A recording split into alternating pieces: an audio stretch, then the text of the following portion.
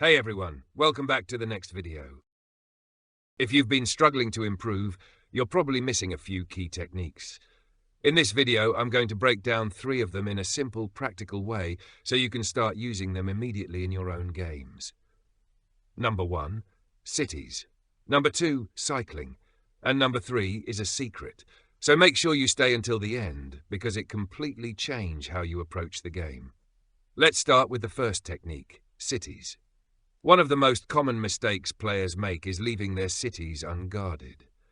This might not seem like a big deal at first, especially if you're focused on attacking or pushing the front line, but it can cost you the game very quickly. Cities are not just points on the map, they are your backbone. They generate funds, they support your army, and they give you long-term strength. So, never leave a city unguarded, especially if you have extra troops. Even a small defensive force can make a big difference. It prevents quick attacks from your opponents, and it forces them to commit more resources if they want to take that city from you. And remember, every city you hold is constantly generating funds. Those funds allow you to produce more troops, which means more pressure, more defense, and more options overall. If you lose a city because it was unguarded, you're not just losing territory, you're losing future strength. Now, you might be thinking, what if I don't have extra troops? In that case, you can consider pulling some units back from your front line. But this is important. Only do this if your opponent is doing the same, or if the situation allows it. You don't want to weaken your attack so much that you lose ground unnecessarily. It's always about balance. You want to defend your cities, but you also don't want to give up too much pressure on the front line. Finding that balance is what separates average players from strong players. All right, let's move on to the second technique, cycling. If you've ever found yourself losing against opponents who have fewer troops than you, this is probably the reason why. They're not necessarily stronger, they're just using their units more efficiently. Cycling is all about managing your troops based on their condition, especially their morale or health.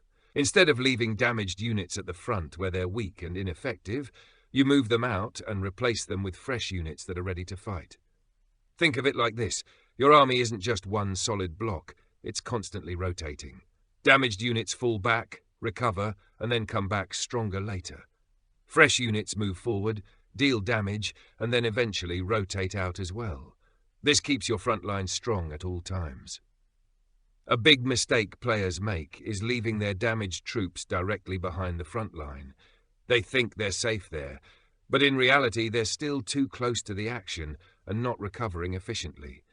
Instead, give those units some distance. Pull them back far enough so they can properly heal without being at risk. And this is where cities become even more important. Units stationed in cities regenerate about twice as fast as usual. That means cities aren't just for defense or income, they're also recovery points. You should actively rotate your most damaged troops into cities so they can heal faster. At the same time, you bring healthier units from those cities or nearby areas back to the front line. This creates a constant cycle. Fight, fall back, recover, return. If you do this correctly, your army will almost always feel stronger than your opponents, even if you technically have the same number of troops, or sometimes even fewer. It's a simple concept, but it requires awareness and discipline. You have to constantly check your units, manage their positions, and think ahead. Now, before we get to the final technique, just take a second to think about what we've covered so far. Cities give you stability, resources, and safe recovery points. Cycling keeps your army efficient and strong over time. If you combine these 2 techniques, you already have a huge advantage over most players. But now, it's time for the final technique, the one I told you was a secret. And honestly, it might be the most important one of all. It's simple. Never give up. This might sound obvious or even a bit cliché, but it's something a lot of players fail to do.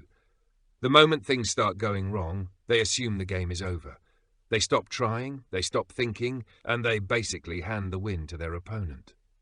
But the reality is, most games aren't decided as early as people think. Even if you've lost cities, even if your army is weaker, even if your opponent seems to be in complete control, there is almost always a way back. Maybe your opponent makes a mistake. Maybe you defend better than expected. Maybe you manage your resources more efficiently and slowly rebuild. All it takes is one good decision, one successful defense, or one smart move to shift the momentum. And if you've been using the other techniques, defending your cities and cycling your units, you already have the tools to make that comeback happen. So instead of giving up, stay focused. Keep playing smart. Look for opportunities. Because the player who keeps thinking and adapting until the very end is often the one who wins. So remember, protect your cities, cycle your units, and no matter what happens, never give up. If you start applying these techniques consistently, you're going to see a real improvement in your games. Thanks for watching, and I'll see you in the next one.